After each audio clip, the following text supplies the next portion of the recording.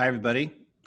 It's Jim Knight, and I'm excited, really excited, to talk with three people who I think are really just absolutely wonderful people. I have been kind of dreaming about this particular conversation for a long time because, and it's kind of an act of faith because I'm assuming that we will get back to presenting to large groups and small groups. But to me, that's a really challenging and also can be very rewarding task. And the three people here are three of the best I've seen, probably the best three people. They were my first three picks, at any rate, in terms of who I could talk to about this particular topic.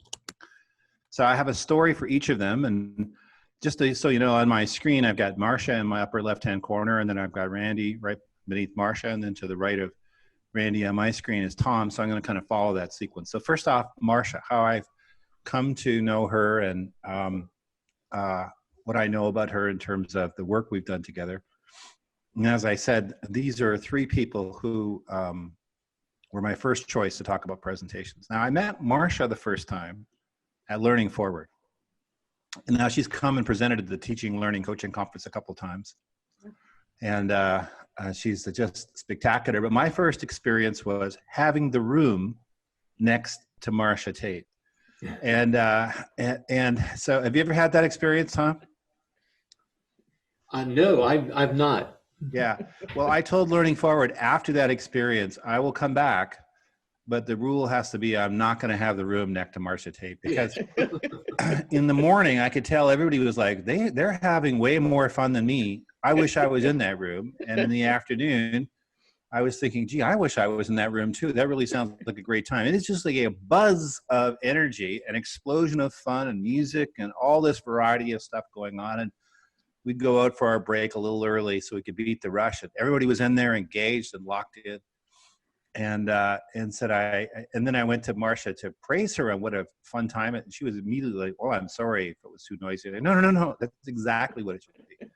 And she's consequently become a friend and presented at TLC, as I said a couple times, and she creates an experience. When you participate in a Marcia Tate presentation, you're having an experience. Thank you. Now, Randy, we were doing a project for coaching back in the 90s and in the early 2000s, and we were working in Topeka, Kansas, and it became pretty clear that we needed to work on some things around behavior. We didn't have any kind of model for behavior. And I went out to see a person named Jody King. And Jody is, she was in charge of special ed for Cecil County, Maryland, I think was where it was. And she's a wonderful person. And so Jody, I told her all about what we were looking at. And I was like, we were looking at Boys Town, and we're looking at all these other things we're looking at. And she said, you need to know about Randy Sprick. And she gave me her book like she was giving me a sacred text. It was her version. She said, do you have to have this book? And then the next day, there was a snowstorm in Baltimore, and I was on the runway for like 4 or 5 hours, in the airport for about 12 hours. So I thought, well, I might as well read this book. So by the time I got back to Kansas, I said, oh, Randy's the guy. We need to work with him. 2 weeks later, I went to the Portland and went to his presentation. I sat down, and the person beside me turned to me and she said, have you ever heard Randy speak before? And I said, no. And she said, he always gets a standing ovation. Every time he presents, he gets a standing ovation. And I'm sure Randy's going to say that's been at least one situation where that didn't happen, but nonetheless, it happened that time. And Randy has been a great partner. We have a thing at the instructional coaching group called the Don Deshler Leadership Award, and Randy was one of the first people to win the award. And it's a way of honoring people whose work has deeply shaped what we do. And in terms of gathering data as an instructional coach and focusing on behavior, Randy has been a generous with his time and a wonderful partner and a spectacular presenter. I've always loved inviting him to do things because I know, well, this is the case of all of you, that it's going to go well. Now, Tom, you may not know any of this I'm about to tell you. When I was a doc student in, I think, 1999, I've been trying to find the date, and I went to Learning Forward at New Orleans, and there was a person who was supposed to present and they couldn't present. And so you were the presenter. And so that's 21 years ago. I hadn't heard of Tom Guskey. And you gave this presentation that just blew me away. I just couldn't believe how good it was. And I said, we have to get him to come back to Kansas, to the center. So a couple of years later, I invited you to Kansas. I was still a doc student. It took me a while. And I asked if I could pick you up and drop you off at the airport. On this part you do know. On the way back to the airport, I said to you, how did you become such a great presenter? I mean, you're just such a spectacular, and you got a standing ovation in that session. And you said to me, when I started out, I read every book I could find on how to present, and I tried to apply all those ideas. And that day I started to do the exact same thing. I looked for every book I could find on presenting. So that's why I'm so glad you're here. Now, all your work has really shaped my work. Your work, Tom, I know you've done a lot of things around assessment, but I have to say the thing that's affected me the most is your great book on evaluating professional development. That's a paradigm I always share with people. Also, your commitment to research has been a influence on my thinking too. So anyway, that took too long, but I'm so glad I got to tell the story of each three of you, and I'm so glad you're here. And let's get going. So I have these warm-up questions, and the two questions are: what's something people don't know about you, and then what's something you're grateful for? So we'll start with you, Marcia. Okay. I don't think most people know that I am an avid sports fan. And we actually have season tickets to the Falcons game and love the Braves. I'm from Atlanta. And so it's hard to be a sports fan in Atlanta because we tend to lose when we shouldn't. I mean, I'll never forget the 2017 Super Bowl when we're up 21-3 at halftime and we lost the Super Bowl. So we'll never forget that. But and to New England too, let's add. Yeah. Yeah. And then the thing I'm most grateful for, I think, two things. First of all, everything that educators are doing now in this challenging time so that students are continuing to learn. I'm grateful for that. But I'm also grateful because 2 years ago in November, my husband had a kidney transplant. Our daughter was the donor, and she gave one of her kidneys to her dad. And I'm grateful that even though he's taking immunosuppressant drugs, he's doing very well with the pandemic. So I'm grateful for that. Me too. Randy, we'll go to you. Thank you. Thank you. Let's see, something people may not know about me. They may know I'm from the Pacific Northwest, but I am incredibly blessed to have lived for 35 years deep in a forest. And although we're only 15 minutes from Eugene and 25 minutes from the airport, it's just a wonderful outdoor setting. And things that I'm grateful for would be that. My family, in fact, forgive me if I look distracted, Marcia, while you were explaining your answer, but my grandson was just running. My office here is in the basement, and he was just running around waving at me, and I was trying to decide how rude would it be to wave to my grandson. While Marcia was speaking, I restrained myself. Please wave at him. Do that. Very, very grateful for family, friends, and deeply grateful for the colleagues that I get to work with who are making the shift to the virtual environment in terms of the professional development that we provide, but also, as Marcia said, the stress that educators are under right now and the energy that they're using to try to make all of this work is just awe-inspiring. Tom, I'll turn to you. Sure. I guess, well, something that most people don't know about me would be that in high school, I was an athlete, but I was a part of a sport that is perhaps the least lifelong sport that anybody could ever take part in. I was a pole vaulter. And there are very few people in their adult lives carry around 15-foot fiberglass poles to do in their leisure time.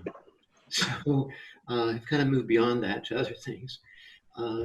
What I'm grateful for would be very similar to what Marcia and Randy talked about. I mean, we're in this horrible worldwide pandemic that has brought sickness and illness and death and horrible tragedies to so many people. And we're also sort of recognizing profound inequity that exists in our society, racial inequity in particular, and challenging that.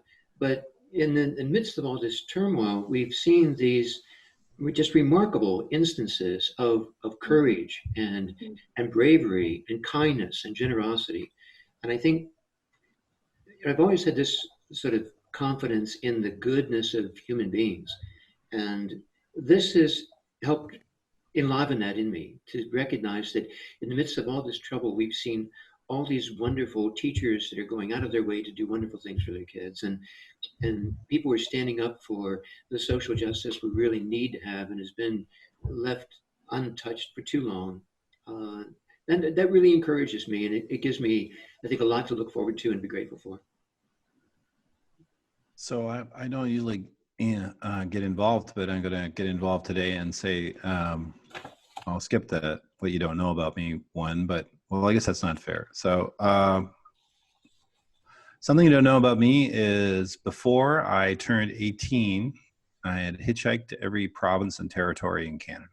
Oh. So as early as 16, I was out on the road hitchhiking out thousands of miles. This is back in the 70s when that's what everybody kind of did. But so I knew Canada pretty well as a growing up in Canada.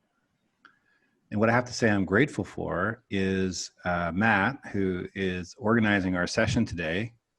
Just had a grandson, and Matt works for ICG, but what you may not know is his wife is my daughter, Emily. And so very grateful for a new grandson, just barely a couple weeks old. I think it's the 21st he was born, if I've got that right. And the great debate, is he going to be called Franklin or Sly, for short for Sylvester? That's what's happening. And I'm on the side of Sly, but Franklin is the first name, and it's kind of winning out. And there are some advantages to being the first name. So I'm very grateful for Franklin Sylvester.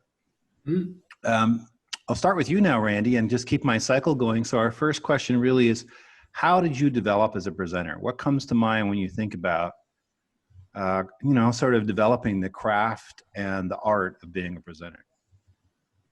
I wish I could describe that it has been like what Tom did, and then what you did in relationship to Tom, which is really studying up on it. The reality, though, is I just kind of made it up as I went, in spite of being somewhat. That is your line for everything, actually. I said, that's your line for just about everything. It's like, well, we're making it up as we go. That's how I approach just about everything. And I've just been so lucky that I've been able to make that at least semi-work. But I actually started presenting as a trainer of direct instruction materials. And so there was a very good base of content and practice and things in training the teachers. And I just really enjoyed it. And I just found that people could respond well to me. And the ham bone part of me came out to make it fun and funny and so on. And I just gradually, I think, paid attention to what seemed to work to keep people engaged, what seemed to work to have people at the end of sessions expressing on either evaluations or interactionally that they got the skills that I was trying to present. And just continuing, I think, to really pay attention to audiences as almost a conversational factor. So that when you're talking to somebody, you can tell when you've kind of rambled on too long because their attention is wavering. So you do something to pull it back in some way or get more interaction. And I think just paying attention to both the needs of the audience, but the response of the audience is what's had me shape the skills that I've developed over the years. So you, if I've got this right, and so it was really about watching the audience, gauging their response, and then fine-tuning, sometimes rejecting, sometimes trying new things, but keep going till you consistently get that response you want from the audience, which is probably a kind of a connection, an energy that you feel with the audience. Yeah, and a sense that connection would be the great word, that with the vast majority of people that are there, they're engaging in whatever activities are taking place. They're laughing at the right times, not laughing at what would not be the right times, and so on. And trying almost to just think of it as an interaction. Tom, how about you? Well, it's much I like kind of stole your thunder because I told you what you told me, but yes, yes. No, it's, and I do believe that there are a few special people that that whole process comes quite naturally to them. That they are able to, from their own sort of perspective, be able to communicate ideas in ways that make sense and sort of inspire people. I think those are really pretty rare. I think maybe, you know, 1 in 1,000 of the people that are presenters. Uh, for most people, I think it is a craft that's acquired.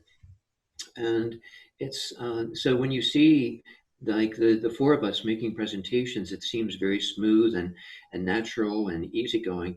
But I think in large part that's part of a hidden deception that people don't understand the preparation that was behind it, the thoughtfulness that went into it.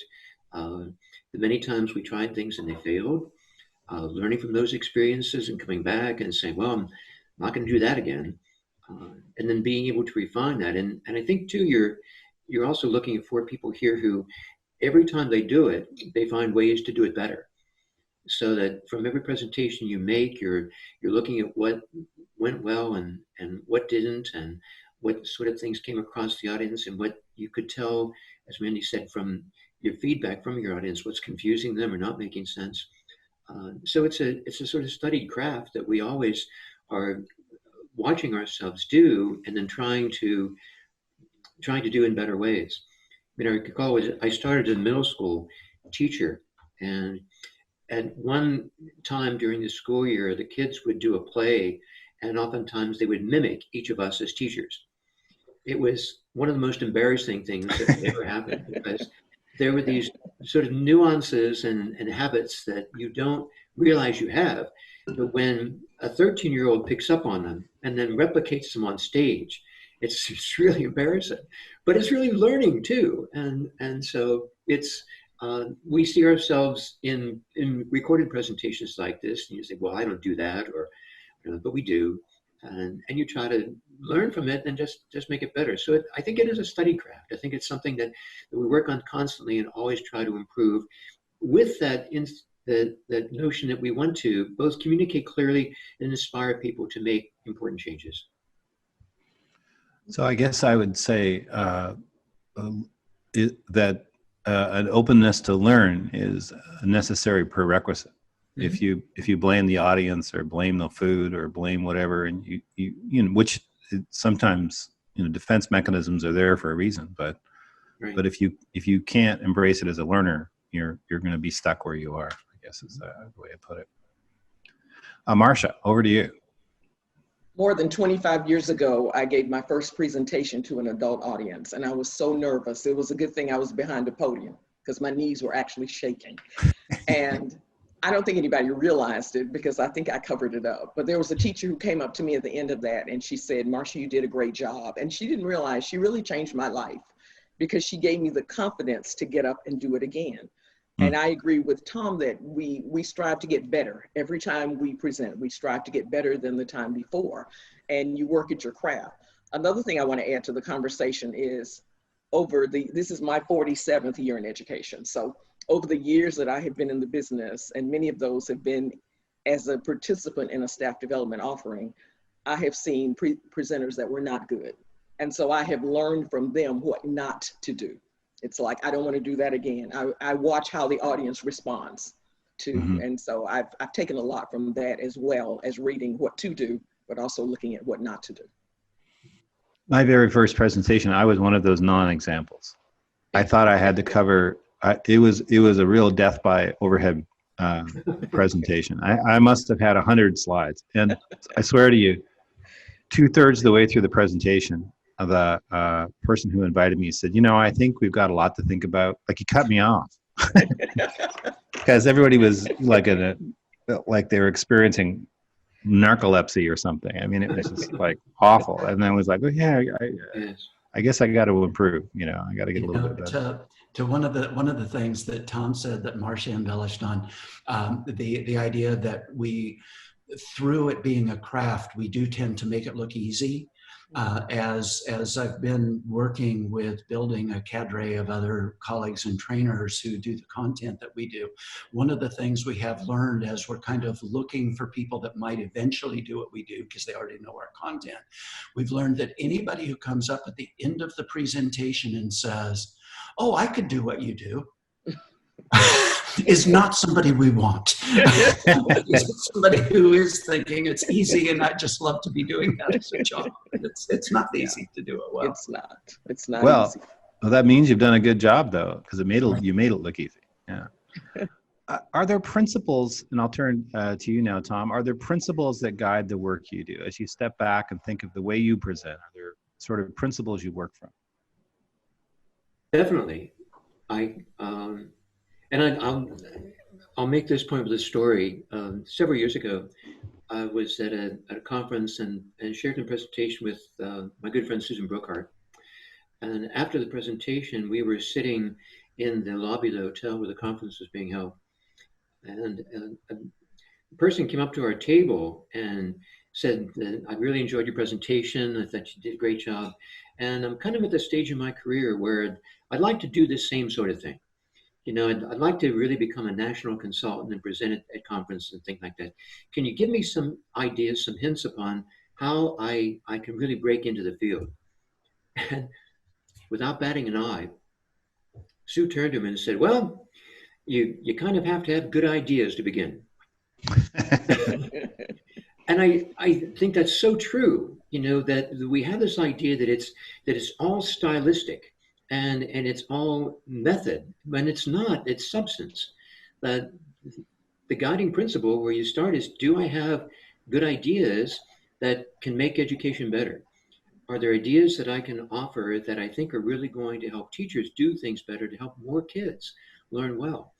And starting with that premise. And so if you start with that, and then second of all, you sort of start with the why instead of the how or the what. And once you've got the why, then you got to figure out, well, where did these ideas come from? And I think one of the other major dilemmas I see in our field is that we take ideas that have been with us for a long time, we rename them and claim them as our own, when they're really not.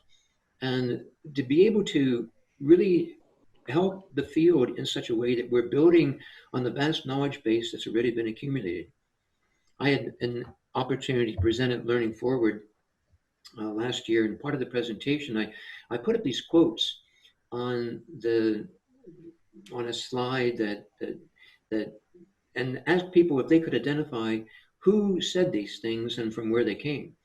And so a lot of the quotes are about how we need to base learning on experience and build it into the mental structure the kids already had. And people were all naming really current people, and every one of those quotes was taken directly from a book that was published in 1938 by John Dewey called Education as Experience. I put up another series of quotes about how we have to have alignment in what we teach, and what we set out to teach and what we teach and what we set should be the same, and these things need to align, and those common elements people talk about being a part of the effective schools and what professional learning communities should be concentrating on. As people identify those, and again, it was very modern people, all of them were direct quotes from a book published in 1949 by Ralph Tyler called Basic Principles of Curriculum Instruction. I'm convinced that if we're going to advance the field, we can't keep doing that.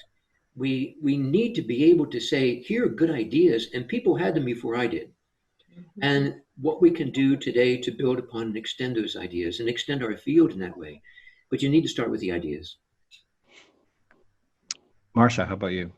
Yeah, I agree with Tom. Starting with the ideas is integral to a great presentation.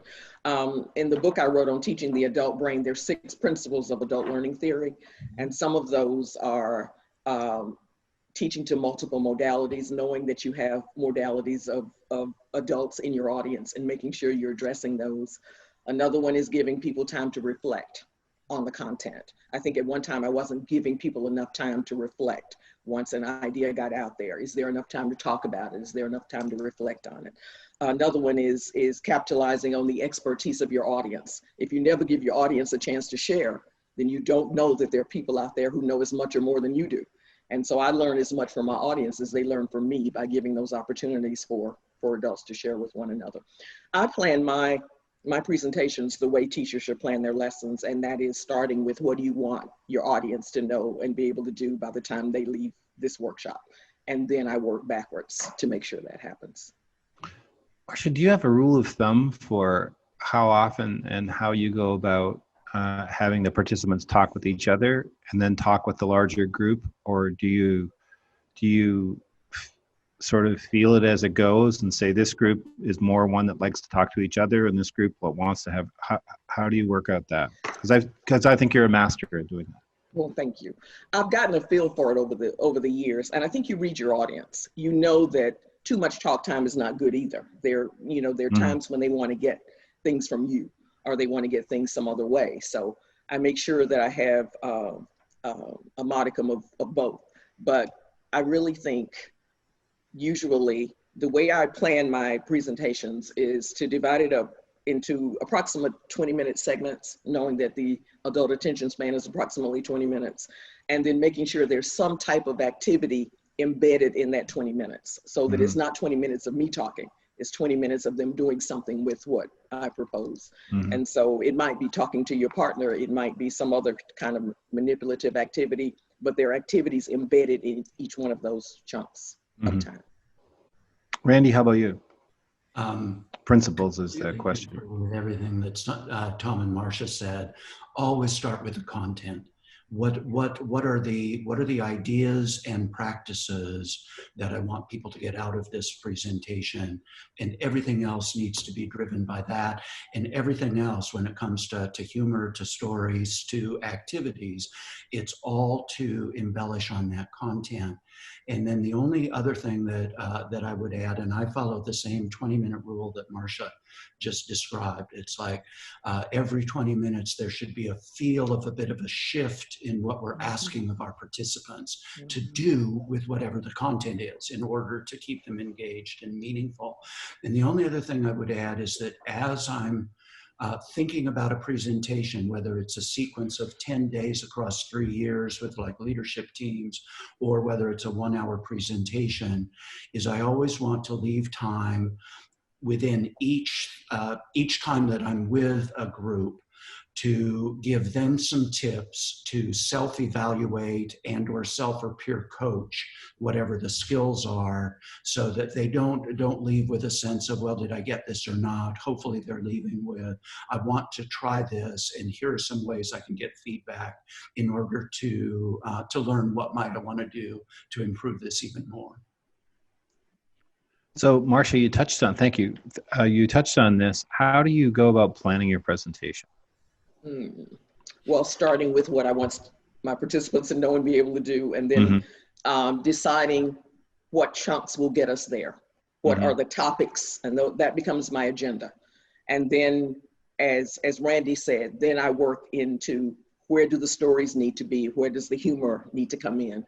I never have any trouble with getting my participants back from breaks and lunch, because they always come back to a joke.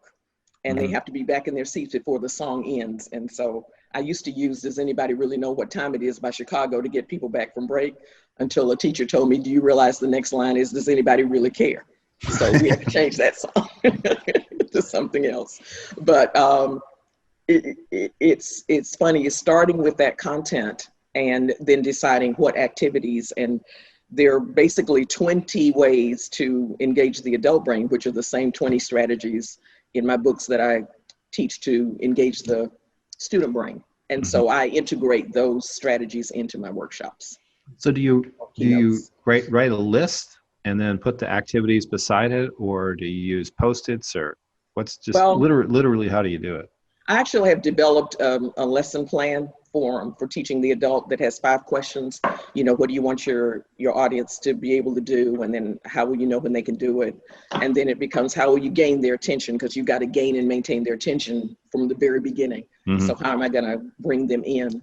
and then what activities, what chunks do I need? What are the chunks that I need to get this content across to my audience? What activities are going to be embedded in the chunks? And that's where the strategies come in. And then the strategies are listed at the bottom of the plan so that I can check off those that I use. Because to use, too many of them or too often is not good either. Right. So you've got to decide, which ones will get my point across for this particular chunk. I remember once I had lunch with Emily when she was going to the University of Kansas, and she was a senior, and she went on to another university, and she's done amazingly well and makes a big difference. But at any rate, we had lunch together, and I said, "So how's it going?" And she turned to me and she said, "If I have to think, pair, share one more time, I'm going to puke." She had been asked, because that was like the only thing she ever experienced with think, pair, share. Randy, how about you? How do you go about planning? Probably some similarities to Marcia, but a difference in that I start with what are the big ideas or skills that I want people to have, and then I go to I depend a great deal on a fairly detailed participant handout. And sometimes it's a framed handout with blanks in the outline for people to fill in particular blanks or to fill in their own ideas or opinions or whatever might be. But I use that handout to go, if I'm a terrible note taker at presentations, I'm terrible. I'm a single tasker. I can listen real well, but if I have to write while I'm listening, I don't listen as well. So I provide people with a detailed handout, and I say, those of you who are active note takers, write all over this or put it aside and use a blank piece of paper. But for those of you like me who are not good note takers, this has all of the notes that you need for when I'm done with this presentation. It has the big ideas, it has the tasks, it has the mechanisms. So I really build the handout before I build the presentation, because that keeps the focus on what I want people to know and to be able to do. Once I have that handout in what I consider to be a reasonably decent shape, I then go back and I make notes for myself on, oh, this would be a good place to tell this story. This would be a good place to perhaps use this example, and so on. And then I build slides after that. And my slides, and I know this is a place that, having seen your wonderful presentation so many times, Jim, mine are different only in that I use a lot of my slides as placeholders or attention holders in, this is where I am right now in the notes that I've provided you. So that handout kind of drives the day for me. And the presentation then is continually coming back to, this is kind of where we are in our notes right now, and here's the next big point that we're moving into. In Nancy Duarte, I interviewed her, and she's the one who helped Al Gore with the Inconvenient Truth PowerPoint, which got him an Academy Award and a Nobel Peace Prize, which is pretty good for a PowerPoint presentation. But she said your slide is like a billboard, and what you put on the slide should be similar to what you would see on a billboard. And so I try to do that, but it's a little tough if I'm new to the content. Sometimes I need a few cues from the slide, and I kind of clog it up with stuff. But my goal is to create like a billboard. And your handout is like a typical of Safe and Civil Schools. If I go to one of your presentations, I'm going to get some kind of document that gives me more information that I never see on a slide. Is that true? Yes, exactly. And one compliment that I've received is some people coming up to me at the end of a presentation and say, I still have in my file a workshop that I went that you did 30 years ago, and I do pull it out periodically, like when I'm getting ready for a new school year and designing my classroom management plan. And that, given the style of how both I and most of my colleagues present, having people realize that handout could be filed and could be reviewed at any point that you want to kind of re-engage with this content is a huge compliment for us. Very cool. Tom, how about you? How do you plan your presentations? Well, what's come to me in listening to the three of you, and when I had the opportunity to watch you present, is that what I'm seeing are masterful teachers. Everything that was just described was a really accurate description of what really good teaching looks like. And we start with a clear idea of what we want students to learn and be able to do. We have some idea of what evidence we'll trust at the end to verify that learning took place. We think of the activities in between. We know they have to be appropriately sequenced and paced, and we can be serious for a time, and then we can relax for a time, and we tell stories to make sense of complex ideas. We give practical examples. We give opportunities for students to share.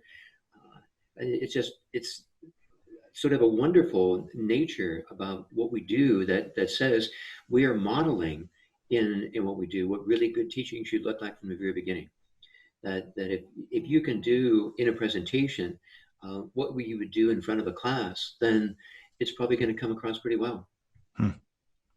It used to boggle my mind that I would go to a presentation on how to engage students, and I would sit there the whole time and not be engaged. Exactly. Yes. What's wrong with this picture? Right. Is there a touch of irony here? Yeah, and we're going to talk about remote learning, but I'm afraid that's a little bit of what's happening with my remote learning right now. Is that I'm really like a new presenter all over again, trying to figure it out.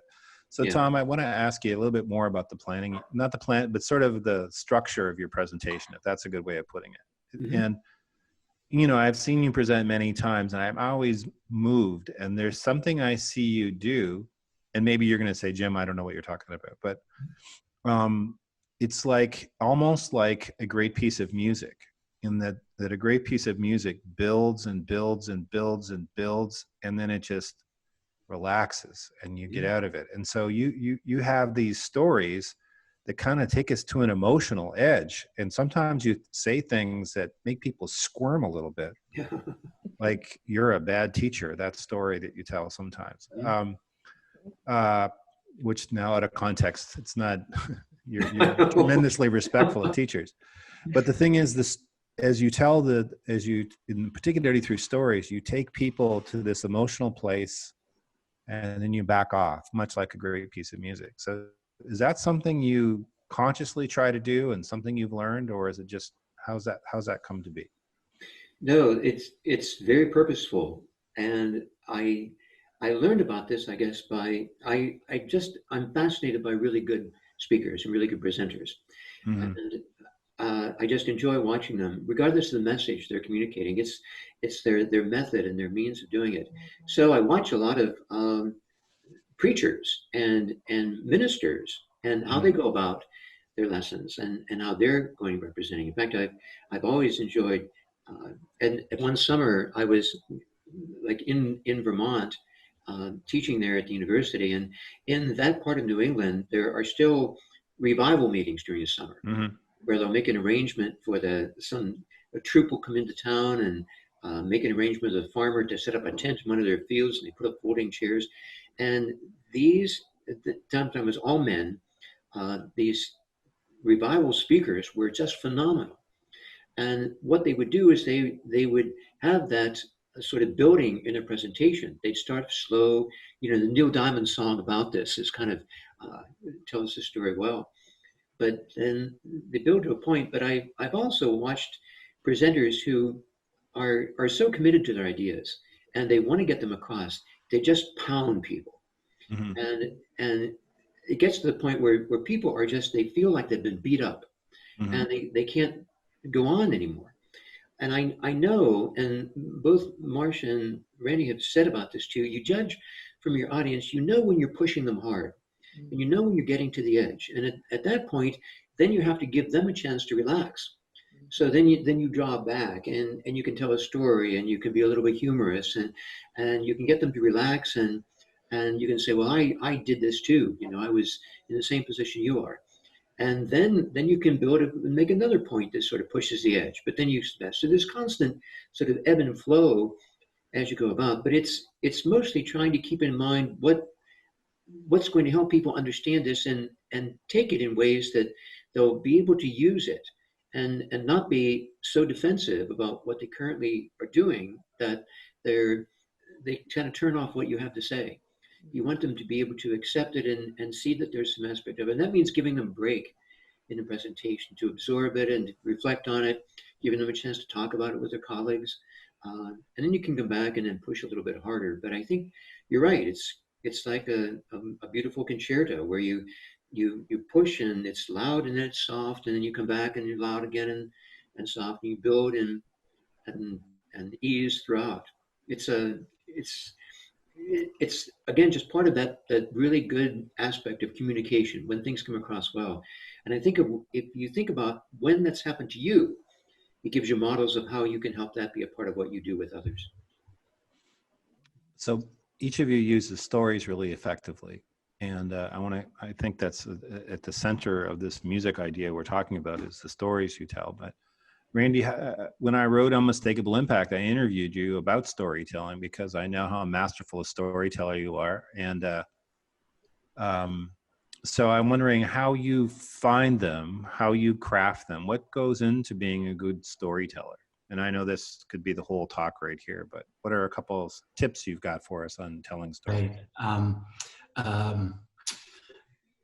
I wish I could say I developed that storytelling ability, again, by having kind of studied how to do that structurally or whatever, but it really just kind of evolved and was relatively easy for me, and I'm not sure why, but in analyzing how that has become really over 35 years of professional development, such an important aspect of my ability to communicate with an audience.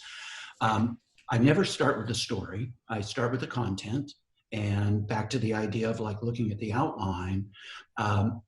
First of all, just to segue off of something that Tom just said, I had the antithesis of what was Tom described that we're all striving for as a problem of equipollence, which is a fancy word that means evenness of tone or intensity. And if we're thinking about like a direct instruction lesson or something, it is very intensive with active student responses and active student engagement and active back and forth. We can even look numerically at things like number of responses per minute.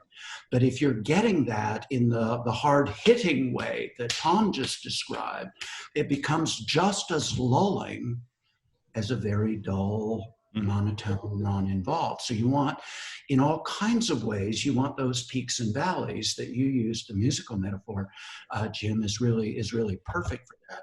So in terms of stories, I'll look at content pieces that I'm doing, and I'll try to think in terms of, okay, if we're talking about something that's important in doing with kids, which is perhaps like a teacher, just as one example, being inconsistent in how they correct behavioral errors. And that then they get emotional some of those times that they are correcting. I would try to think in terms of, okay, what is something in real life that all of us might experience that could either be an analogy or it could be a story back from when I was working with kids, or back from when I had the opportunity to be direct coaching in the classroom. And then it would be, I could use this particular story to embellish this point. And some rules of thumb for me in stories are, if I'm going to be critical of a teacher, I will try to frame it as an error that I have made. Mm-hmm. And probably at least 60% of those are true, but at least 40% of them are complete fabrications. Where I don't want to throw another teacher under the bus, because that error that I observed this teacher, that could be a great example of something to not do, I will frame it as, I've made this mistake, and here's what I did, and here's how I did it, which softens it for the audience. And then with the story, I always go, I want the story to have that emotional pitch if it can, and then a denouement. But part of that decline of the action is going to, how does this relate to the point that I led into the story? Because sometimes you can lose the thread of the story relative to the content if you don't wrap it up. Here's the content piece that we're thinking of. Here's the story that makes it a little bit more relaxed, a little bit easy. If it's a good story, it'll be kind of fun, funny, or touching. But here's how this relates to what I'm hoping you are getting out of what we're working on right now. And then that often leads to an activity of some kind, of either a self-reflection or perhaps a brief discussion about what do you think about this point that's being made. So how do you integrate humor into your stories? Like not every story is a funny story. So No, how do no. you, how are you intentional about humor? Let's put it that way. Again, sadly, I'm really not. Uh, here, You're here's unintentionally some funny. intentionality about humor. A great rule of thumb about humor that again I learned after I think I was already incorporating it and doing it, but I heard this said and it was like, oh yeah, that does describe something I tried to do. Good humor always brings people closer together. Ineffective humor drives wedges between, Oh, which that's is great. why any kind of racial humor, gender-based humor, etc., is 99% probable to drive wedges between us rather than to bring us closer. Mm-hmm. I think because I was raised to be very polite and very respectful, humor kind of came naturally. That was fairly healthy humor. I mean, our family, we laugh, we play, we dinners together, even if there's 20 people, there's just kind of constant laughter because we're so blessed, everybody's respectful of each other. And even if something, for example, nobody in my family ever says anything hurtful to me, and yet they tease me unmercifully as we do each other because they know what's on the table. They know I like laughing about this foible of myself. I know it's ridiculous and I can laugh at it. So I think humor always has to be respectful. It always has to bring people together. I do have to say a lot of the things that people see me do in workshops were something that just came out of my mind at the moment as I was making a point or doing a story, and it got a laugh, and I would think about it later and realize, no, that was perfectly respectful. It didn't get a laugh at anybody's expense. So then I might craft it more. How can I build the setup of this story a little bit more, and I sort of feel like if there isn't laughter at least every 5 minutes or so, then things are getting too serious. And I think that's a good rule of thumb with children as well. Learning ought to be a joyful process, and part of joy is seeing the humor in things. Tom, how about you? How do you go about crafting and structuring stories? Well, I think it's exactly what Randy said. I think too often people feel they have to have stories, so they create these sort of imaginary tales. But if it, I think the key element is make sure it is relevant to the content, the idea that you're trying to stress, and to the extent that it can be humorous and bring some aspect of joy to the conversation. And I think finally, the other aspect that all of us have is that at, in, at a major portion of our lives, we have tried to sort of find that keen balance between being a teacher, an educator, and also being a parent, and having to be the parent of a child who's going through school with teachers who may not have the same understanding of things or go about things the same way that we think they ought to be done. Uh, and so our families and our children going through provided a lot of resources for me about things and how they've reacted to what's been done to them in classes. I don't have to look far to them. They've always been quite candid with me and to me about not only what others have done to them, but what I've done to them and how I've reacted and how they've perceived that. So I think that that's a really rich resource for the kind of stories that can make sense and can bring things home, and especially in this environment where teachers are having to direct kids learning in a home environment. And so that aspect of being at home and learning at home and interacting with your parents in a learning environment, uh, there are lots of opportunities there to build in these kind of family things that we wouldn't have if kids were actually in classrooms. So we need to take advantage of that all the more. Your stories seem to, all of your stories, but I'm thinking of yours in particular right now, of course, because we're talking, but they touch people. I mean, they're moving, they're emotionally stirring. And I'm wondering, have you thought about how you do that? Or is it a tacit skill? I mean, how is it that you craft a story that catches people's hearts? I'm asking you, Tom. Yeah. Um, Well, I guess one of the things I find in getting older is that I'm becoming more and more sentimental. Hmm. Uh, and these feelings that I always kept inside are like bursting forward all the time now. I mean, I just can't watch a Hallmark card commercial and not cry anymore. But it's also Just remember, they're just trying to sell to you something to you. yes, I know. Uh, but but I think no, the stories that are most meaningful to us are those that do bring an emotional response, and in us and in the kind of things that we see. It's kind of like where we started today.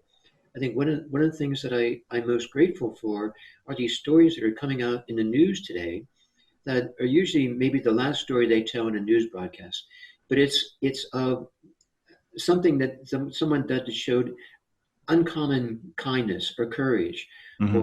or fortitude in these dire situations, in these horrifying conditions, people coming through and not thinking about themselves but going out of their way for others. I think there's so many wonderful, inspiring stories like that, and they touch us in really deep and meaningful ways. So I think that those kind of are my model. Can we find stories like that that will make the point we want to make, but also elicit in people a caring that says this is something I want to aspire to. I want to move. And I think that part of what all of us have been saying in this is that we want to communicate information and provide people with good ideas, but we want to inspire them too to make a change. And education is bound more by tradition than any other field. And when we present some of these ideas, we're challenging some pretty long held traditions. And that means it's going to take a new level of courage to take those on and do things differently. So, to the degree that we can make that meaningful by sharing with them our own emotional response to an emotional response of others, I think it helps that inspirational aspect come through. Marcia, how And about you? yeah, Go can ahead. I say this? I want to tell you a story about telling stories. Good. That's good. When I worked for the DeKalb County school system, part of my job was to work with the committee to plan the summer leadership conference for all of our administrators. And we would always get the first speaker and the last speaker to be the best because people remember first and last. Mhm. And so the first speaker came in this year and he told this story that had everybody motivated. Oh my gosh, it was absolutely phenomenally wonderful. And then that was on a Monday. The conference ended on a Wednesday. The speaker who came in on a Wednesday was not there on Monday. He told the same story. Mhm. So the point I'm making is tell your own Those stories. stories. Mhm. Tell your own stories. Tell those stories that are your stories or that someone has told to you, but not stories that are just out there floating around because you don't know whether your audience has heard them or not before. Wow. Because that last speaker did not get the same reaction that the first speaker did. Right. That's just painful, Marcia. It was. Especially painful It if it was was very painful. especially painful if it was the last speaker's story. Yeah. Uh, Yes, that's true. So, what about the two questions I asked Randy and Tom? Humor and emotion. It seems the stories, you're a master at these things as well. So, how do you decide when humor is appropriate? Is it just reading the group, or I'm guessing with you, it's probably pretty structured in. And then also, how do you capture people's hearts while you tell a story? I think talking about humor first, helping people distinguish between humor and sarcasm because they're on opposite ends of the Mm-hmm. continuum. And I could not agree more with Randy. When, anything that demeans a person or puts a person down is not humor. That is Right. sarcasm. And that's what we want to stay away from. And so I think oftentimes teachers will confuse the two. And so I make sure that in the workshops, I never use any humor that's going to be sarcastic in any way. But sometimes it has been amazing to me over the years that I've said things that I didn't think were funny, but the audience laughed. Mm-hmm. And so I think, okay, I'm going to pencil that in and use that again. Because you didn't think it was funny at the time, but Right. they thought it was. So some of it has been kind of incidental. Others is I will throw in some jokes. I have some really good jokes that were told to me by administrators that I use throughout. Sometimes when we need a light time, usually when we come back from break, I don't, I will use the humor, and people tend to look forward to it.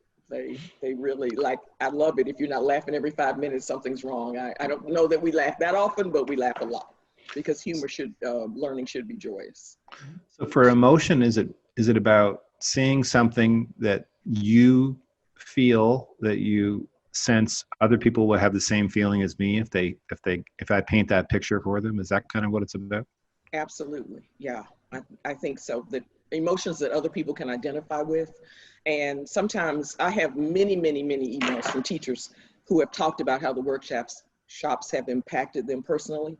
And sometimes I will read excerpts from some of those from teachers who are sharing their testimonials about emotionally and what it's done to them as a teacher, or as an individual. Because I not only teach content that's going to help you professionally, I teach content that's going to help you personally as well.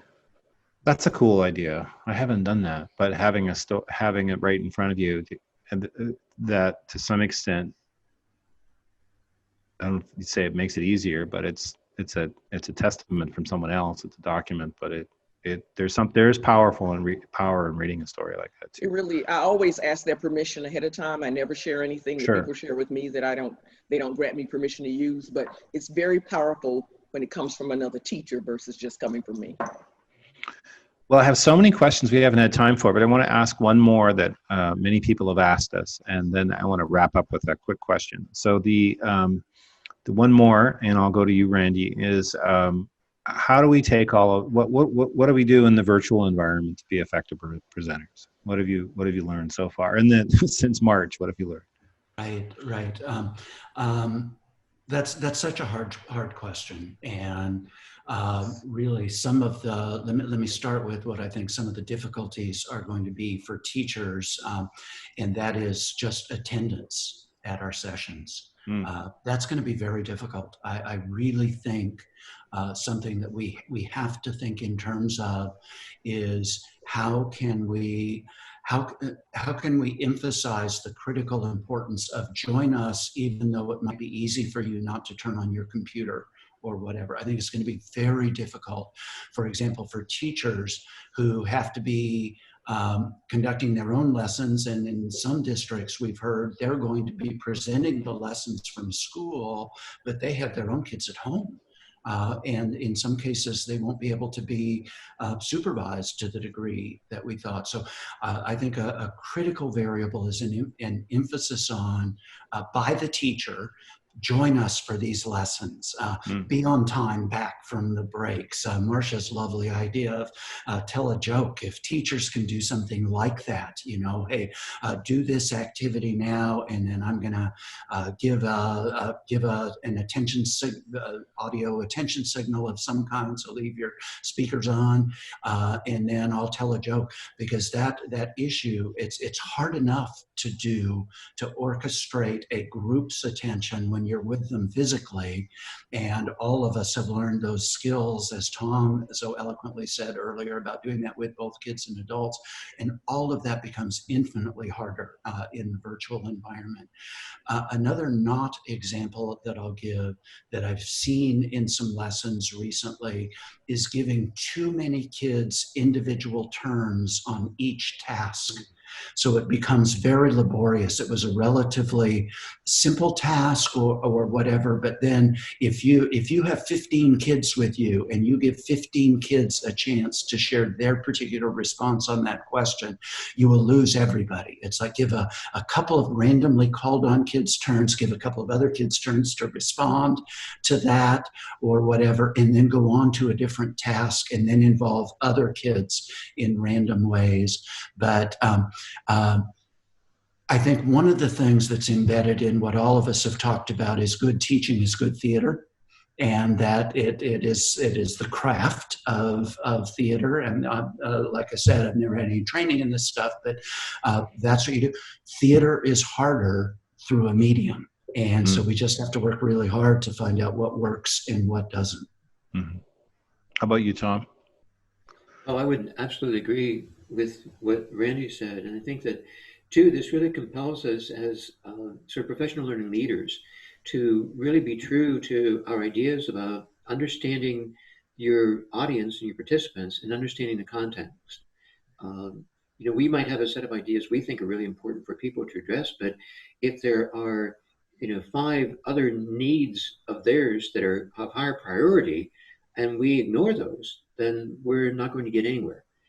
So what I found necessary in these sort of virtual sessions is to spend a lot of time before we have the session talking to the teacher representatives and the school leaders about, tell me what's going on in the district, tell me what the problems are, to what the biggest issues are, what are you hearing from teachers about what's most troublesome to them, and how can we weave that into these ideas we want to present, and really acknowledge that and address that as best we can right up front.